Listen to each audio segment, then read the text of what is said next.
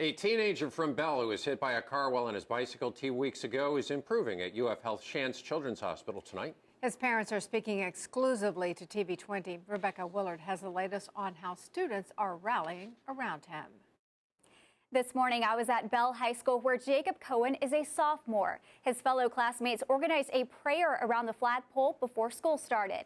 About 250 students were there praying Cohen has a speedy recovery. A lot of people thought he wasn't going to make it. On March 20th, Jacob Cohen left his house around 10 o'clock in the morning to go for a bike ride on US 129. We actually explained to him not to go on this route because it could be dangerous. About 2 hours later, his parents were worried when their youngest child didn't come home. They called his phone and were shocked when a lady answered. She told me she was the nurse at the emergency room at Shands and that he had been hit by a car.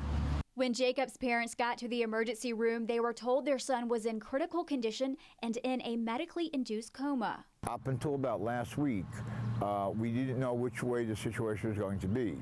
I had a talk with the neurosurgeon, and they felt that it might have been better if we just take him off the ventilator and let him pass. Cohen says his son had several brain activities which made them feel there was a chance. The best we can do is to come together as a community. So Jacob Floyd and other Fellowship of Christian Athletes organized a prayer around the flagpole this morning. I'd always see him around school and he was very nice. He'd always talk to everyone. He'd always say hey to me every time I walked by. Jacob is one of those kids that when you're around him, he just immediately cheers you up. It was no surprise to Principal Lindsay when students took the lead on praying for Jacob. This was totally student-led this morning. It was optional for them to come out, and there were probably about 250 kids out there this morning. Jacob turned 16 this past Sunday, and his classmates made him cards and a banner to let him know they were thinking of him.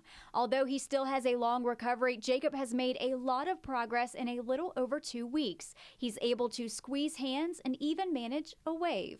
If I had a chance and he was going through this, I would trade my life for his because he is very valuable to people. Very valuable indeed. Jacob is in stable condition and his parents are hoping for a full recovery. They've set up a GoFundMe page if you'd like to contribute toward his medical expenses. Rebecca Willard, TV20 News.